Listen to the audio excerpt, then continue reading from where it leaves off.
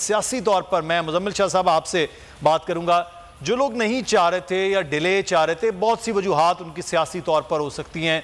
अब आप समझते हैं कि मज़ीद इसको डिले करने के लिए जो हुकूमत है या वो किसी न किसी तरह से चाहेगी कि कोई और कानूनी रास्ता अपनाया जाए कि ये इलेक्शन किसी तरह से दूर किए जाएं या ना करवाए जाएं? क्योंकि आप जब भी बात कुछ देर पहले आपने गुफ्तगू भी सुनी होगी, राना सनाउल्लाह साहब भी फरमा रहे थे कि इसको हम जो है वो रिव्यू के लिए, चैलेंज के लिए भी जा सकते हैं। तो लगता है कि फिर अभी भी कुछ ना कुछ किया जाएगा इस फैसले के बाद। देखें, इसमें तो अगर मैलाफाइडी इंटेंशन इन्वॉल्व हो ना, तो फिर आप किसी भी चीज़ में से लूप होल ढूंढने की तरफ जाते हैं। आजम नज़ीर साहब ने तो पहले ये कहा कि हम तो रिव्यू पिटीशन भी नहीं डालेंगे क्योंकि हमारी इंटरप्रिटेशन ये है। अब फैसले की भी मुख्तलिफ इंटरप्रिटेशन उन्होंने इंट्रोड्यूस करवा दी हैं। पहले तो ऐसा नहीं सुना था कभी, लेकिन अब एक ही फैसले को मुख्तलिफ तरीके से इंटरप्रेट किया जा रहा है अपने सियासी फायदे के लिए। 4-3 का आर्ग्यूमेंट है, आमिर साहब ने कहा, मेरे लिए भी ये हिलेरियस है और मजाका खेज है कि 4-3 का आप कैसे डिसाइड कर रहे हैं। पहले 9 मेंबर बेंच बना, उसमें से आपने कहा कि 2 जजेस को निकाल दीजिए, ठीक है, और उसके सिलसिले में हमने ये देखा कि 4 जजेस उसमें से माइनस हुए। तो ये तो आप क्रिकेट मैच की तरह ट्रीट कर रहे हैं कि अगर 2 प्लेयर हमारे और होते तो सीरीज हम जीत जाते। इस तरह मैंने नहीं सुना पहले कभी होता हुआ। अगर तो आपने जिन जजेस को रिमूव किया गया बेंच में से उनको भी ऐड करना है तो फिर वो 2 जजेस भी ऐड कीजिए जिनका नाम मज़ाहिर अली अकबर नकवी साहब, एजाजुल हसन साहब है। तो वो उनको ऐड करने के बाद ये फैसला इस तरह नहीं आना था, फिर 5-4 से आना था, फिर भी आपकी डिफीट थी इसके अंदर। तो पहली बात तो ये है। दूसरी बात ये है कि आपने खुद फुल कोर्ट बनाने की दरख्वास्त को वापस क्यों लिया? अगर आपको रिजर्वेशन थी बेंच की फॉर्मेशन पे तो आपने केस को फाइट किस तरह से किया है? कामरान मुर्तजा साहब का आर्ग्यूमेंट आप देखिए, इसके अलावा आप जो है मंसूर अवान साहब का आर्ग्यूमेंट देखिए जो नून लीग को रिप्रेजेंट कर रहे हैं। तीसरा आर्ग्यूमेंट फारूक नाइक साहब का है जो कह रहे थे कि कॉन्स्टिट्यूशन तो दरअसल ये कहता है कि 90 रोज में तारीख डिसाइड करनी है। इस पे क्या कहे लगे कोर्ट के अंदर कि ये आप क्या बात कर रहे हैं, इतने बड़े कानूनी माहिर होने के कॉन्स्टिट्यूशन को डिस्टॉर्ट कर रहे हैं। तो तैयारी इतनी पुअर थी गवर्नमेंट की कि इनके तीनों लॉयर मुख्तलिफ बात कर रहे थे, कंसेंसस था ही नहीं।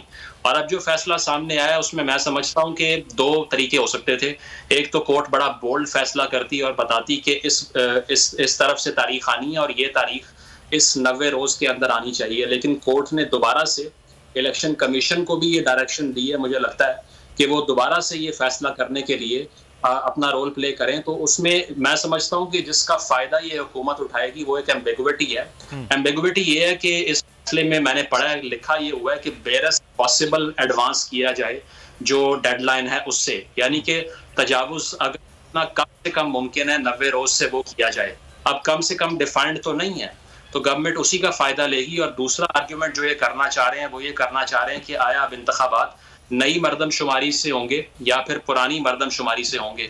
तो ये इन मामलात में टेक्निकल बुनियादों में उलझा कर फैसला करेंगे। आजम नज़ीर साहब ये बात भी कर रहे हैं कि केस लाहौर हाई कोर्ट में है, हम तो उसके फैसले का इंतजार कर रहे हैं। थोड़ा बहुत लॉ मैंने भी पढ़ा है, ये जानता हूँ, एक आम सी अंडरस्टैंडिंग है कि हायर कोर्ट का जो फैसला होता है वो प्रेसिडेंस होता है। लाहौर हाई कोर्ट अगर जो उसमें जो लॉ एक्सपाउंड करने वाली जो कोर्ट है वो सुप्रीम कोर्ट ही रहेगी और वो कोई भी आदमी इसको जो है ना वो समझ सकता है। तो मुझे लगता है कि गवर्नमेंट की मैलाफाइडी इंटेंशन है।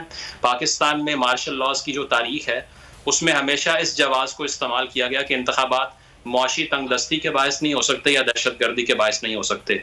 आप अयूब खान साहब को देख लीजिए, ज़ियाउल हक साहब को देख लीजिए, मुशर्रफ साहब को, और चौथी बार पाकिस्तान में इस आर्गुमेंट को पीडीएम की हुकूमत रिपीट करने आई है। ये अफसोस तो मैं समझता हूं कि अगर जमहूरी हुकूमत के नाम पर ये हो रहा है कि अगर वो ये बात, ये अफसोस इस बात का कि पाकिस्तान एक, हम तो जमहूरियत के रास्ते की बात कर रहे हैं, जमहूरियत की बात करना चाह रहे हैं कि ये जमहूरियत का मामला हो। और खुशी भी ये थी कि कम अज़ कम जमहूरी हुकूमतें मिलकर ये बात भी कर लें, फैसला भी कर लें। लेकिन अगर वो ये सोच रही हैं, लेकिन मुज़म्मिल आपने 1-2 पॉइंट जो बात की वो बड़े अहम है।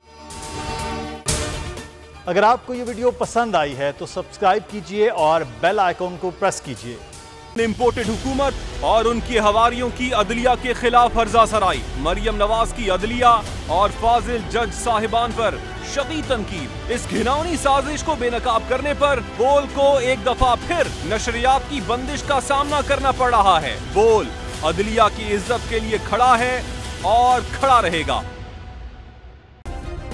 सब्सक्राइब करें और बेल दबाएं ताकि कोई खबर रह न जाए।